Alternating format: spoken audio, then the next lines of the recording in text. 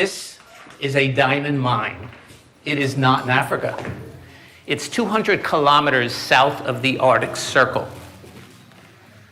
And it's a very expensive place to get to. Then after you get there, you have to bring in equipment like this and big, strong guys to mine thousands of tons of rock and dirt to find shiny little pebbles. Those little pebbles have a lot of built-in value because of that. After you have the pebbles in your hand, you still have to grade them, cut them, polish them, sell them, finance them all around the world. So diamonds really represent a very dense store of value. In fact, diamonds by weight are thousands of times more valuable than gold. In everyday terms, that's like lifting a kettlebell and a couple of tablespoons of rice. So the problem with diamonds isn't really the value inside the diamonds, it's the journey that the diamonds take from the mine to the consumer or your finger. I'm going to tell you about that journey and how dark it is, and then I'm going to tell you what we did. By comparison, gold is completely transparent. It's very objective. There are weights and measures and prices, and it's the same all over the world. It's very much above board. In contrast, look at this list. Opinions consume this list. Diamonds are all about opinions. There are no prices. It's a big mystery. You need experts. Values can vary by 15%. There is no accountability. And those of you who have diamonds have experienced that.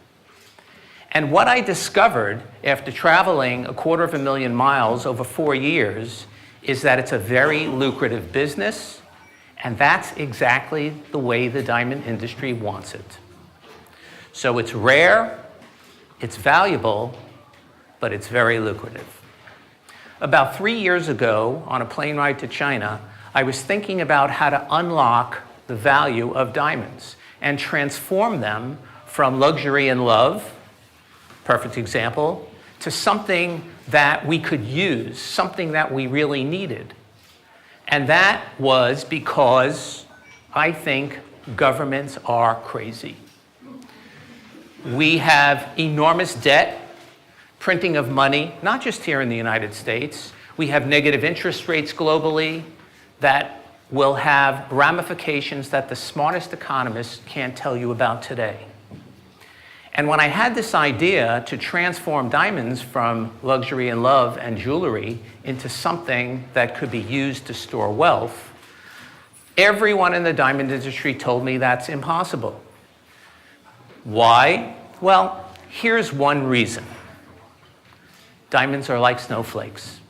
No two diamonds are alike. Even a matched pair of diamonds are different. And because they're different, tiny little differences can make huge differences in the value of diamonds. So all that opinion, all those differences in value allow the industry to stay closed and opaque. So my team and I had a challenge. What did we do? We started to look at the 4 C's, which many of you have heard about. The 4 C's, by the way, which yield 15% differences between laboratories, unlike gold, which is 9999 pure. And what we did was we added 10 additional variables, objective measures, to the diamonds we were examining. And by doing that, we were able to take the individual diamond, which had a variable value, and create collections of diamonds that had a very tight value.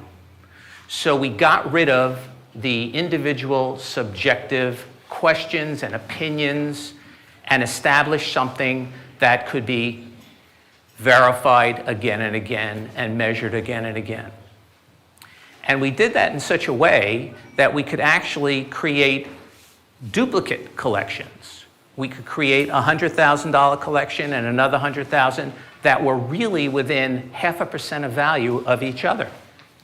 Kind of like when you have a coin, you know that coin is equal to the same coin of the same value. And here's a picture of our diamond coin. Now let me explain what you're looking at. Those little red dots, called microspheres, and that gray plastic dot in the middle are an optical fingerprint. That's advanced technology that we were only able to implement with the latest smartphones. In addition, the diamonds are contained in a plastic resin that protects them and holds 2 additional electronic chips. All of this identifies the diamonds inside uniquely and prevents copycat and fraud. And then we took this diamond puck and we encased it in state-of-the-art ceramics, protected it with single crystal sapphire glass. We called it Vault, and we made it verifiable anywhere in the world with technology and your smartphone. So any place you have an internet connection, you can take out a vault, use your smartphone, and verify those are diamonds, and that's what it's supposed to be. Here's a short clip of the verification process.